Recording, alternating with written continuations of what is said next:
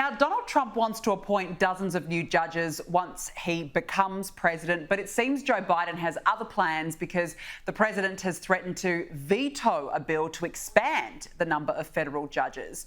Kosha, why would Biden not want Trump to appoint more judges? What's the strategy here?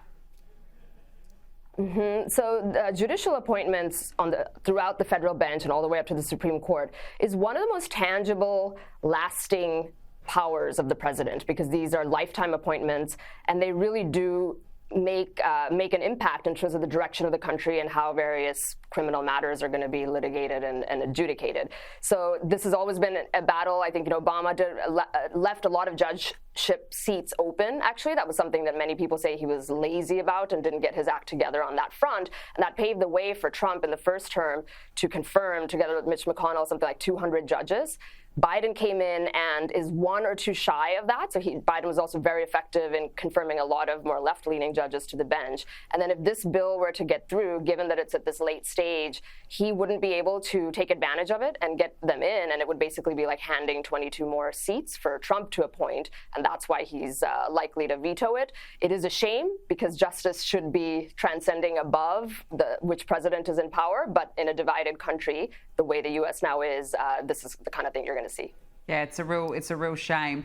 Now, I've got to say, this I found very interesting, Kosha. John Fetterman is planning to meet with Trump's Defense Secretary Pete Hegseth, making him the first Senate Democrat to sit down with him. Kosha, do you think that this may suggest that he's not ruling out supporting Hegseth? Possibly. Fetterman has been making a lot of news and a lot of waves. He, during the election and in the climax of the election, was one of the only Democrats saying, I'm not sure, I kind of see Pennsylvania going for Trump, and he broke from party talking points when he said that. He joined Truth Social recently, the only Democrat to have done that, and now he's meeting with Pete Hegseth.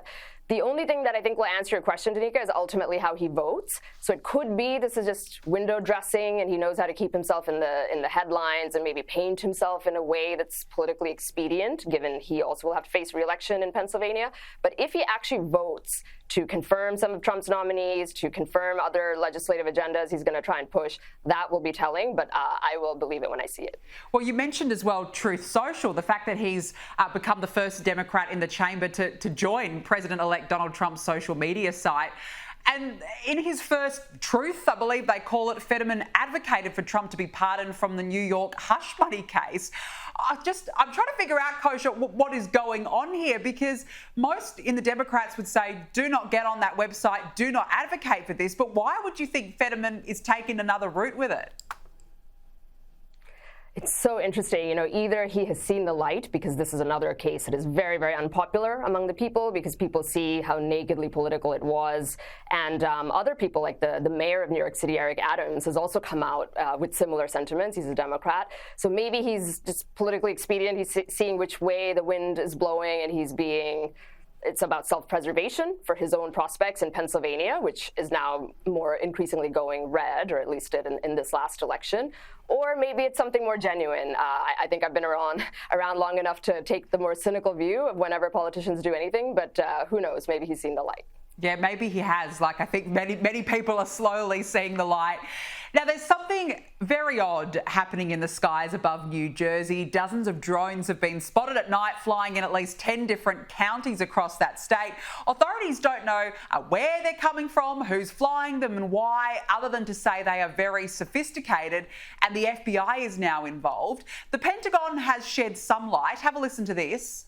Those drone sightings that have been reported. At this time, we have no evidence that these activities are coming from a foreign entity or the work of an adversary. We're going to continue to monitor what is happening, but at no point were our installations threatened when this activity was occurring. Kosha, this is all very bizarre, and it's venturing into that conspiracy theory territory on social media. What do you think is going on here? It is really bizarre, and basically what she said over there, the press secretary, is I'm ruling out that there's any active foreign adversaries behind this, and I'm also ruling out that it's U.S. military. So then what's left? And I think Senator Josh Hawley of Missouri came out a short while ago and said that this best case interpretation of this is its gross incompetence of our government agencies that are already at an all-time low in terms of trust that the American people are placing, or not placing anymore, I should say, in them. And worst case, it's something more nefarious where they do know more than they're telling us. And then, as you say, in this era of social media, if there's a vacuum of information coming from the authority, all sorts of theories and conspiracy theories are going to populate that void. And that's where we are, unless they hurry up and either reveal something that they already know or improve their ability to investigate something like this, which you would think should not be that hard for the most powerful government on earth.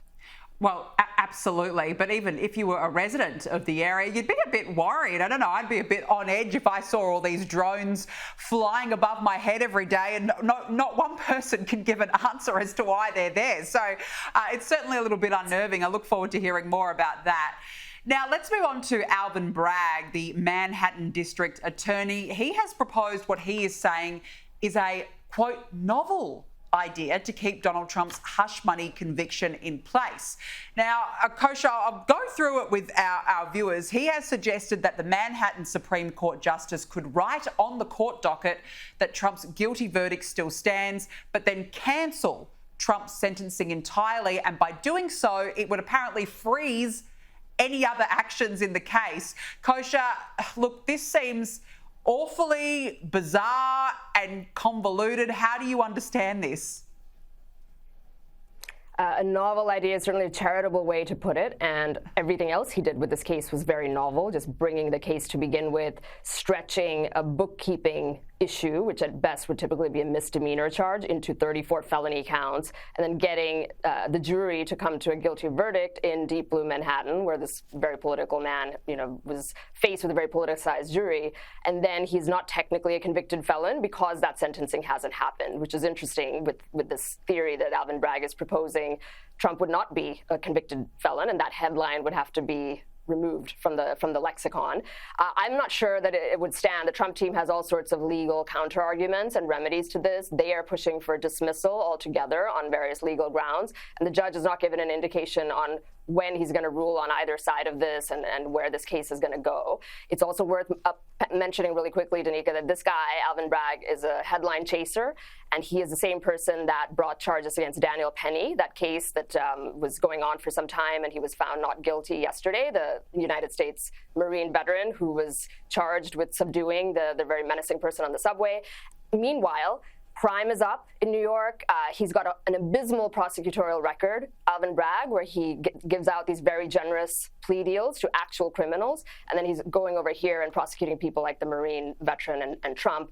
People see this. This is an elected position. It's really hard to kick Democrats out of New York, but it has happened in San Francisco and LA recently, where very left-wing district attorneys were kicked out, and he's up for election next year, so that's going to be very interesting to watch what happens with him.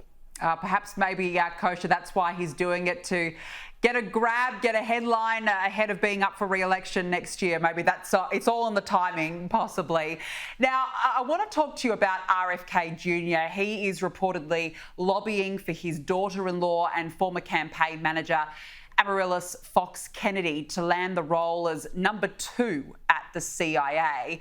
He also believes that she could help uncover the agency's possible role in the assassination of JFK. Kosha, do you think that this will happen? Do you think that he's got enough influence to be able to say, put this woman in? How do you think it will play out? It's really interesting. RFK has a lot of support at the grassroots level for all the reasons we know and followed in the election. He's also feared and hated by many people in the Democrat Party and even the Republican establishment. The interesting thing is that number 2 at the CIA does not require Senate confirmation. So it's ultimately in Trump's hands and John Ratcliffe, who's the CIA designee, if he will get confirmed by the Senate, which everyone expects he will. Those two can decide this. And I'm not sure who else they're considering. But it is interesting because these people are all disruptors, which is what the American people want right now.